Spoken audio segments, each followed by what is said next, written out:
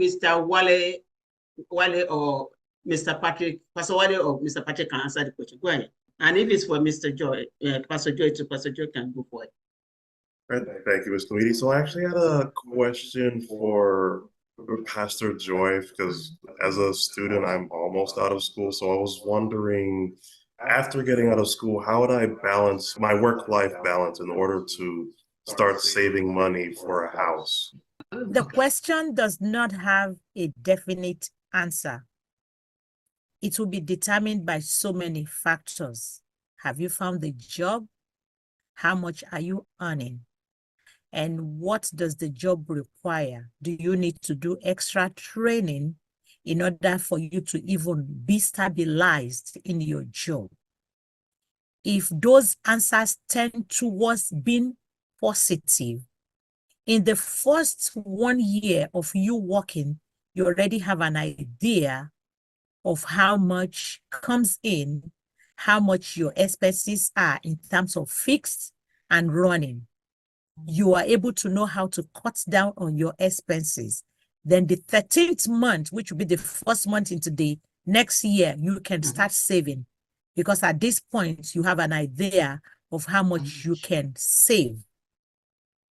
Now, Pastor Wale mentioned something that is extremely good, but I'm going to put a little bit of a bias into it.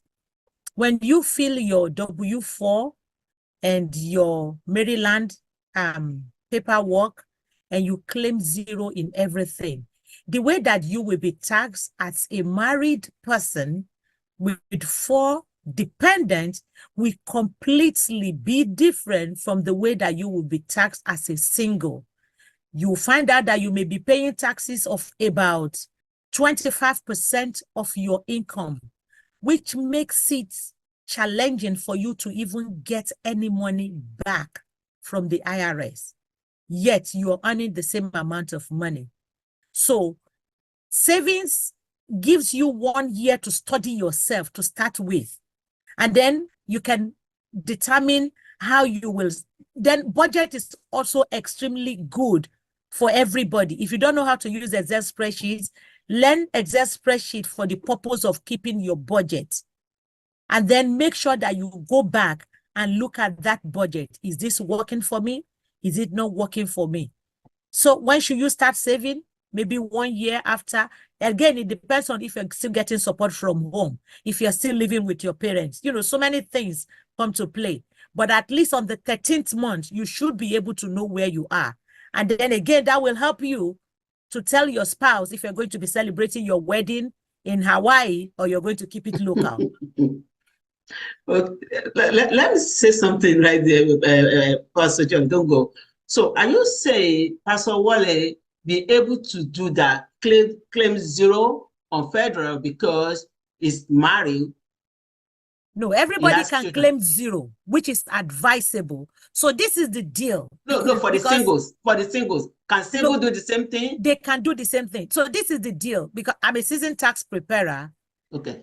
People claim 0 or claim 1 or 2, depending on their financial requirements. So assuming that you have 2 families, 2 head of household, and one of them is in between job, you need to claim everything because you need your money right now and then. But if everybody is comfortable and you have children that are below the ages of 16, you can still get every credit that you're qualified for. You can claim 0. You will, it is sure. And then he's into business. So every expenses that, and we're going to be talking about that if it is possible. He mentioned it passively of how you're not supposed to pay, you know, the Amazon style. If there is time, we're going to talk about it so that you don't invite IRS audit. But if you claim 0 and you have business, and somebody asks here, what are the pros and cons of LLC? LLC makes your entity different from you. But before a third party can say and respect that that business is different from you, you need to respect the business by keeping it separate from you in terms of accounting. So that being said, your savings, responding to what Sheyi said, is determined by your financial capability and commitment. But your budget help you to keep those things in check and know what they are. So for instance, if your phone bill is $150 a month and you see that you're struggling to survive, are you using Verizon? Will Lyca Mobile, I love me my Lyca Mobile, will Lyca Mobile give you the same feel? Then it may be time for you to switch. If your auto insurance is a certain amount, do you want to change your auto company? If you go to buy a car and they say, if you buy auto notes, you will be paying such and such money, and Pastor Wale gave a very, very good analysis of you, and Patrick also said, you getting money with one hand and eating with both hands. You look at those things before you start making financial commitments. And then that will determine if you even will be able to save at all.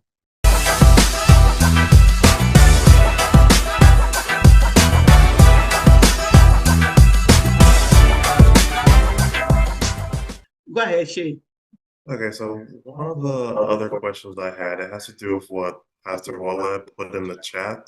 Because I was wondering about cryptocurrency as well. So is there a big opportunity in cryptocurrency that we are missing out on if you don't invest in crypto, for Mr. Patrick? I actually did crypto. I did crypto, but I lost money. I lost a lot of money. So I don't recommend it for people. I don't recommend it. And you know, there's a lot of propaganda going around for crypto. Like Elon Musk was one of those that was pushing Dogecoin, and I was one of the people that fell for it. I bought it, I lost a lot of money. I bought Bitcoin Cash, I lost a lot of money. I bought Ethereum. So the big cryptocurrencies that we know, I lost money doing them. So I don't feel, from where I'm standing right now at my age, I'm trying to do something that is safe, that is stable, and that grows. Those are the 3 yardsticks I'm using to judge my investments that I do, that I go into right now. And cryptocurrency, I don't understand the mechanics. I don't understand the mechanics of cryptocurrency, and it's too volatile for me. So so I don't do it. So somebody is asking, how about mining? Mining cryptocurrency, well, there are some people that talked about they go to some places that are very cold to pay to mine, and they mine it. So I don't know how that works because I'm not a crypto head. So I will not be able to answer the mining of the cryptocurrency. But I wanted to touch on something that I think Pastor Joy and Pastor Wale have talked on or touched on, but maybe we have not really understood it. One of the ways to pay less in taxes in America is to get yourself a 1099 document. Now, you're about to come out of college. Most probably, you are going to be getting a job. Your job is going to give you a W-2. What you can write off on that is already limited when they give you that document. What you need to do as a young man, and this is what I did at a very young age. When I was in Europe, I was in London, I did my master's and worked there. So I learned that at a young age. And then since I came to America, I've been applying the same thing. I have a W-2. At a point, I had a W-2. And then every year, I was having 1099 documents. So what does it mean? It means I was a financial analyst with a very big organization, but I was also driving Uber and Lyft at the same time. Do you know why? I wasn't really driving it because of the money I wanted to make, but I was driving it because of the tax break he gave to me. He gave me a lot of tax break. Do you know that since I came to America, most of my cars, I've been writing off the mileage on my car every year. So it means that when you pay as a young man, because you are a young man, you don't have a lot of dependence on you.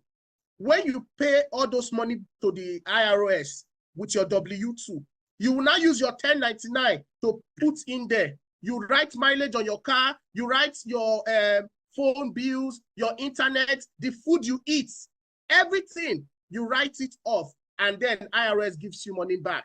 That is one way you can get money as a young man. It is very, very, very important for you to develop that culture now. So where I am now, I've been able to transcend from those 1099 to now become an LLC that we are now doing small corporation taxes. So it's stage by stage. So you start to grow from one stage to the other, but from where you are, you should start on thinking of getting yourself a 1099 added to that your W-2 every year. It is very important. I know Wale talked about it, Pastor Joy talked about it, but they did not really hit the nail. That was why I wanted to bring it to the fore so that it makes sense to us.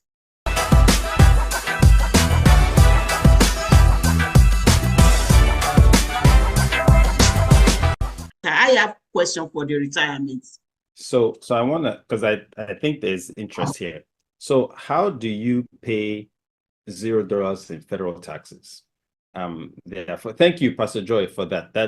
I agree. And for those who didn't catch it, again, putting 0 on your W-4 tells your employer to tells your employer to take out the maximum amount of taxes they can proactively out of your paycheck.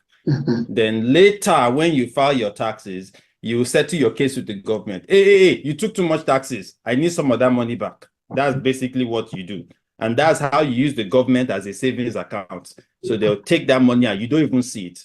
And then you plead your case. So even as a person coming out of college, you would tell them to take the maximum out, then do what I'm about to tell you now, so that when you go and settle your case with the government, you take as much back. So this accounts to anybody, whether you are a business owner or not a business owner or anything. So here are the 4 ways. I will just mention, but I won't go into it. Number 1 is exactly what Mr. Patrick just spoke about, business expense.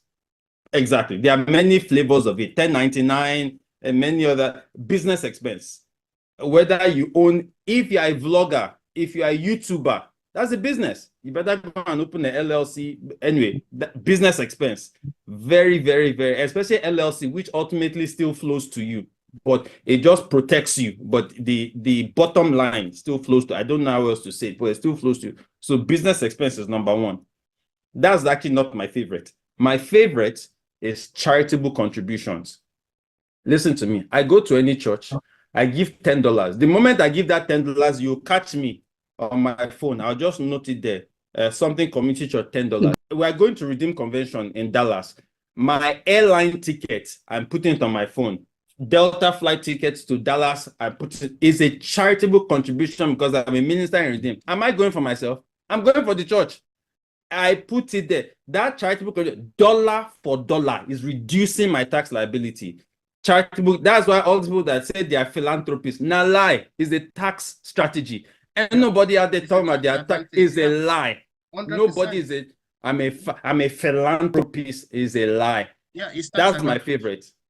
That's my favorite. So number 1, business expense. Number 2, charitable contribution. Number 3, debt. I know Nigerians, we don't like debt. Interest expense is lovely for paying $0. Interest expense would nosedive your tax exposure. So if you can learn how to use debt, that's why someone like Donald Trump, he has bankrupted, I think 2 or 3 businesses, yet he's a billionaire. Yet he has bankrupted 2 or 3 businesses, as in taking them more debt than asset. So debt is very, very good for paying $0 in federal taxes. And then the last one is asset depreciation, which you typically get with a business, which means I buy this table and I rapidly depreciate it, and then I claim the depreciation and I just sell it off at a loss. And then I claim the depreciation. It's complex, but those are the 4 ways. But if you can, as a young person, start learning how to do those 4 things, the quicker you master it, the sooner you start getting tax return in the 5 figures. Tax return in the 5 figures. But it takes some learning. You can either pay a CPA to do it for you, or you can learn to do it yourself. So God will help us in Jesus' name. if you want to ask question, can you signify by raising your hand so that we can unmute you so that you can ask your question before we round up. So, Please, I have is a anyone question. want I to was ask a trying to raise my question? hand. Okay. Hello, thank you so much. A big thank you for stimulating us with all the information that you have. They are very seasonal, they are very timely. And thank you for thinking about others. Thank you for using your experience to help others. And you know, like I said earlier, financial world in the United States is a journey. Is a journey. I said it because your issues in your 30s are going to be different from your issues in your 40s. And it'll be different from your issues in your 50s and even in your 60s and in your 70s. It's interesting. It's very interesting, but I appreciate your helping us. My question, which is a little bit funny, you've done all your life, all you wanted to do in the United States. And you're beginning to see the kids and you're like, okay, they must be ready for some investment, for some money from their parents, right? But you can see that they're not managing the money well, even on their own accounts. And I'm talking of this from experience. You see a young girl, became a surgeon, making about 500,000, still have medical school student loan, haven't finished paying that too, but living on top of the wall. And you look at yourself as a parent, as a grandparent, and you're like, really? Maybe my house should just go for charity. I mean, I'm talking literally. So the question I'm asking is, and I know somebody says she has done something for the elderly in their church, is when it comes to protecting your, whatever you have. And just when I was thinking about that, you mentioned something about will and estate. Which will be the best way or the best possible options when you want to say, okay, you could see they're not going to manage anything well. So do you just want to do charity when you turn 70, or what you want to do? Just a thought. Okay, I can take it first. It's up there. I have a living will, and in that living will is a very big binder that an attorney helped me to put together, and I put all my assets into it. And I also have instructions for any additional thing that I acquire. And it is including, and it has very strict instructions on how all my assets will be managed, how everything will be distributed. I mean, these attorneys are very, very, estate attorneys are very good at all the decisions that need to be made and how everything is distributed, how it will be managed, how it will be governed, and the amount of laxity or flexibility or liberty you want to give your children, down to medical instructions, down to, sorry, I have to take a ladder to pick it up, but to bring it. But my advice is, if there's concern, just see an attorney and have him create a living will for you. Is it living will or living trust? I can't remember. I have the old binder.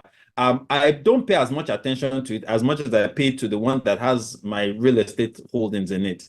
But that's actually more on the easier side, because those things will say this is the limits of their decision-making power.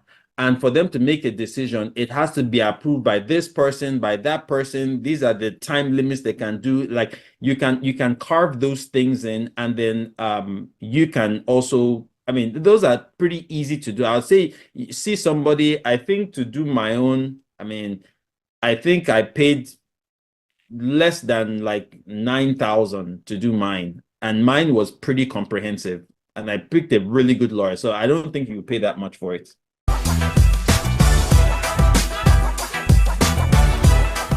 And another comment I would like to make, I appreciate your teaching us about financial. And please, I'm begging for couples. You might be up there. Maybe a woman might not be up there. So as we both decide on this financial journey, somebody did a good job with the marriage. Like after your first year of marriage, the things you should look at and stuff. Whoever that made that comment about marriage is important, because we are beginning to see it now. Life was good when there was no money. Life get a little bit messy when money also comes. So just the word there, that couples, if at all possible, should be, the two of them should subject themselves to the financial teaching. Because one person might be up there, just, he can pick it up faster than any other person. And then the other one just don't have an idea. Or I may be the one that like my jewelry and my lace. Women, we know us with our problem. And then the man is the one that like to be stingy and invest. But those are some of the things that will cause trouble down the line. So I was just making that, and that's a common thing in our community. And pastors, please, I'm begging. I'm glad we found you. please, I need to see more mentoring, male mentoring groups. For some reason, the women pick it up faster. I don't know what's going on with all these boys. I don't know what we have all done. So we need to see more of you. I know you are ministers, you are pastors, but we all know Jesus is the center. So when you come across them, the Lord will help us to make them listen, because they feel so much on top of the wall anyway. Once they start making 600,000 a year, nobody can talk anymore. So I'm just begging the Nigerian community, we are looking better. We will continue to look better. While I'm on this line, I would just like to say, Nigerian Americans, we are now looking forward to see you more people in power, in the Congress, in everything. So please, let's continue to vote for any of our people that's going into power. Thank you so much. Thank you, Mommy Lamidi Omodupe. So thank you for joining us. So there's a question there on the chat for Mr. Patrick. I think somebody put a question there. So is it the one Is that it a says, question for you or I for? am currently 21 years old. I'm student in no debt in college, finishing up my last semester of uni. I have been able to save enough money to buy my first investment property and looking to get my first tenant. I also have an index fund and plug the rest of my money in an high-yield savings account. Is there any advice for me directly to continue to set a strong foundation? Personally, you started off at 21, you already have your first home trying to get your tenant. So you are doing something right. So you must have someone that is mentoring you. So I want to say, get closer to your mentor, let them continue to teach you, continue to improve. And then on everything you said, you should now be looking at consolidating, right? You should not be looking at putting everything together, having that protection, putting everything in a nest. You have this high-yield savings account. So this high-yield savings accounts, you are 21, you are not thinking of dying, that is true. But if anything should happen to you today, this high-yield savings account, does it go to your family? You know, like Dr. Akin Tonde, she talked about, Pastor Wole, he has been able to create a trust. So if you listen to what Pastor Wole said, I want everybody, if you listen to what he said, he has a trust where he has all his property. That trust that he has all his property, he is the trust administrator. Then he has a will. That will is where he said, this is where somebody gets this. This is where somebody gets this. This is where somebody gets this. So in America, if you have a will and you don't have a trust, you will pass through the probate. You get it? Mm-hmm. You get it? So these are very, very technical stuff that we need to really speak with lawyers. Anthony's, they are very good. They'll help you out, but you need to differentiate between all of them. So first thing, you create that trust. So for you guys 21, I know you are still young, but from what you have done, I think you are going past that 21 years feeling. So go and get yourself a trust, and these houses that you have now, you start to put them in your trust, okay? And then you talked about index accounts. What kind of index do you have? Is it the index that is protected by the government? Because there are some indexes that does not go through the probate. So those are the kind of indexes you want to get, and then you start to put your money there, and you have a steady growth on them without ever taking a loss. So thank you.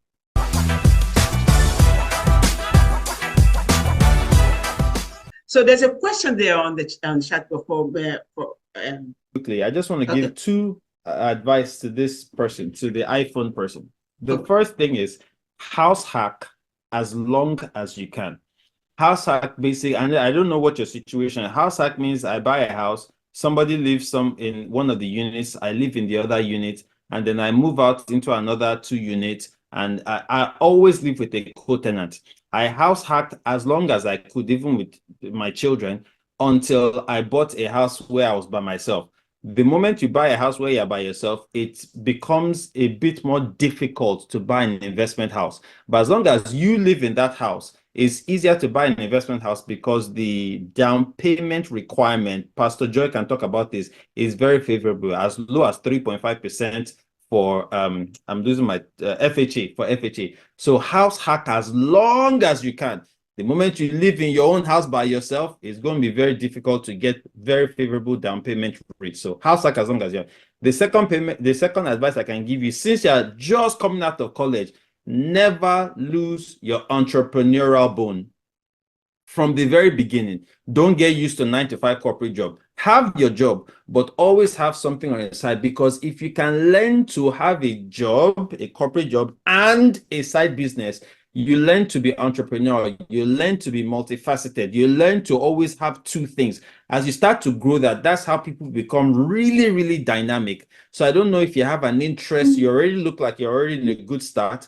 Just try to find something, start to dabble a little bit inside business. As you trial and error, small, you start to build that muscle. And that's how you become very, very dynamic and unstoppable. God that started with you will continue with you.